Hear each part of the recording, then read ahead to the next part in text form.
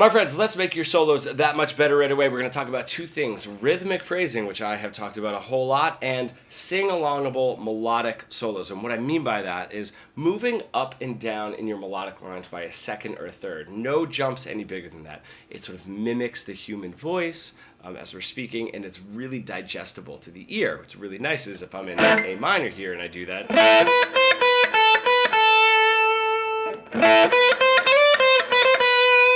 these lines are very sing-alongable. They're slow enough. I'm not doing sweep picking. I'm not doing anything crazy. There is always a time for that, which is great. We can really get into guitar mode, and that is a little bit more of like human voice melodic mode, which is really nice. The cool thing is, within that, moving up and down a scale of seconds and thirds for your sort of melodic motifs, let's just say, is adding larger jumps. Sometimes it pulls the ear in and it adds like a little bit of an element of surprise without getting too far off into, you know, your sort of sweep picking and tapping and such. So if I have that same idea,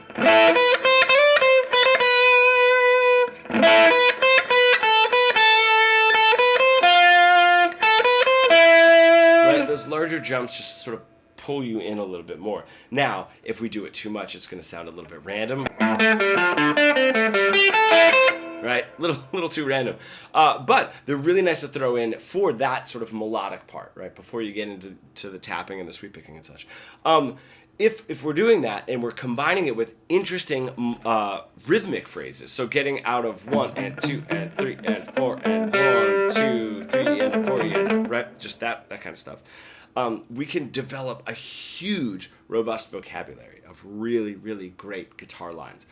What I want you to do is listen to at least the beginning part of the solo for Hotel California. I'm not going to play it now. I'm not going to do a deep dive. There are a million guitar tutorials on that guitar solo. But tap out those phrases rhythmically. Almost take the notes out and just like tap it out and see how cool those rhythmic phrases are. And they're not just 1 and 2 and 3 and right. They're not like super boring, as well as moving up in that sort of like melodic, mimicking the human voice phrases, as well as those bigger intervals, right? Bigger interval jumps of like a fifth or a flat sixth or whatever it is to pull the ear in. It's why that solo is so interesting, especially in the first half of it. And if you are an intermediate guitar player, sort of stuck in that boring, stale, robotic guitar solo plateau that we all get into, and you really want to bridge the gap between your creative ideas and what you're able to play, becoming fully fretboard fluent, comment pro below and we can get started.